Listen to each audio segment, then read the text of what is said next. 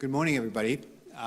My name is Martin Paulus. I'm the Scientific Director for the Laureate Institute for Brain Research, and I'm very excited to be the moderator and host for today's symposium on cannabis. And I'm very excited to have you all attend the symposium.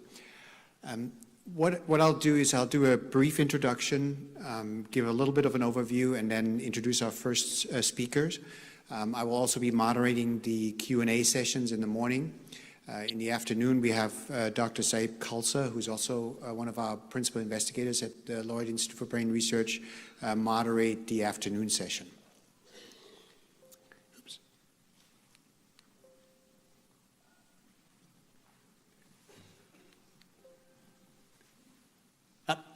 So before we begin, I would like to thank the William K. Warren Foundation for making this event possible.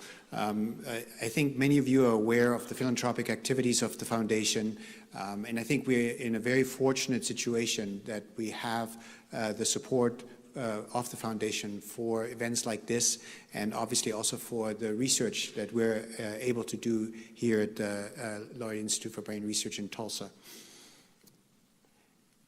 Oops. So obviously this is a very timely topic. What you can see here is sort of the changing legal status of cannabis in the United States, starting in 1939 and moving all the way up to 2016. And as you know, that this is still an emerging situation.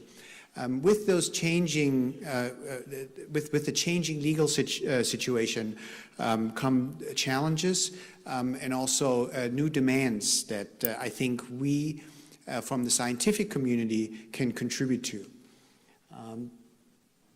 This is the current legal status for cannabis across the country. There are several states in which the use of cannabis is completely legal. There are obviously Oklahoma, where we have medicinal cannabis laws, and then there are other states where the situation is yet more fluid. Oops. Now we're talking about cannabis. Cannabis is a part of, or it works in a system that is endogenous. It means that the body actually has a system in place to process the information that the molecule transmits. And you'll hear a lot about this today. What's important to know that the cannabis system, the endocannabinoid system, is distributed throughout the body and not just in the brain. And there are many, many effects that this system has on many different types of organ.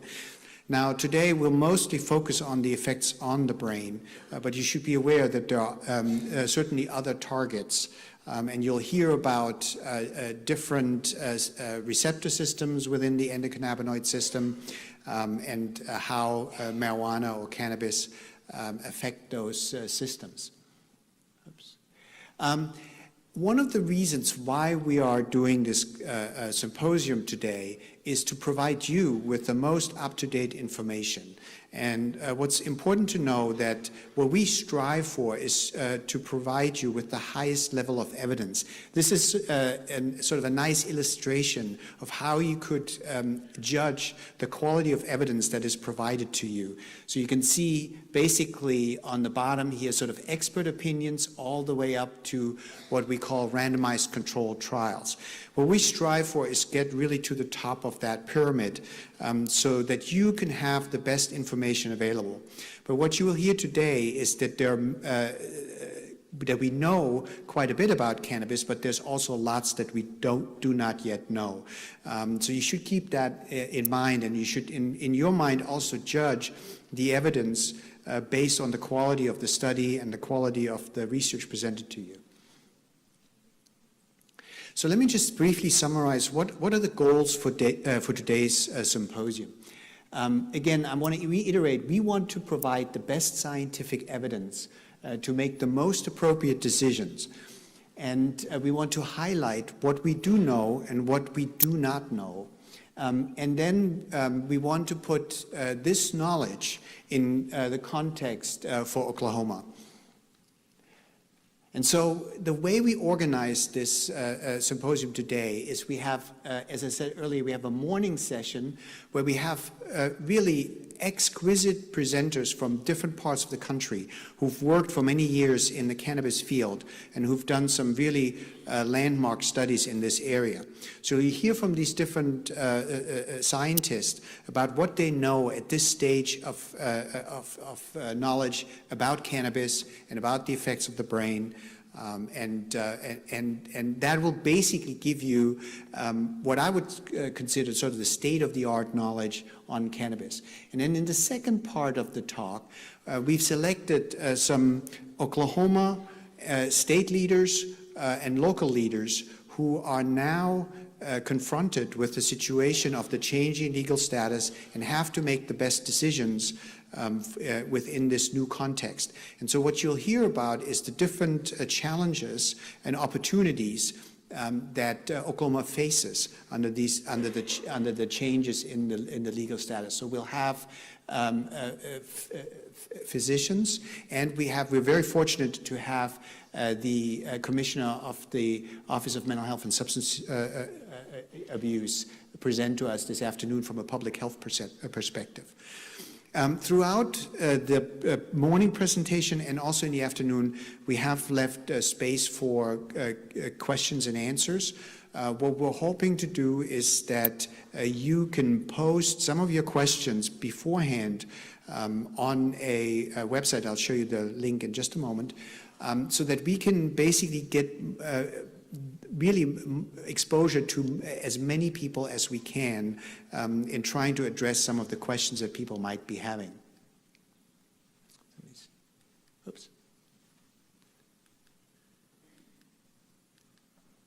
No, it's going the other direction.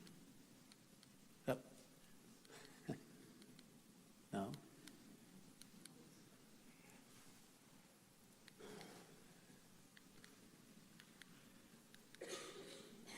It's not wanting to advance.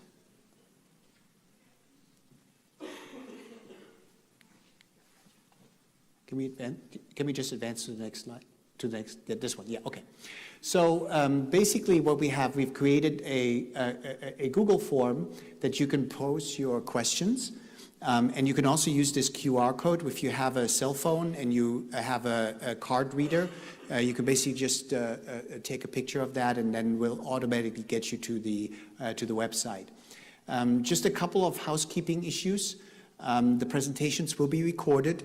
We will try to make those presentations available. The physicians who are present, if you file for CME credits, you want to complete the CME form on site. And again, once again, if you have any questions, please use either the link or the QR code for a wide range of discussions. So without further ado, I would like to introduce our first speaker,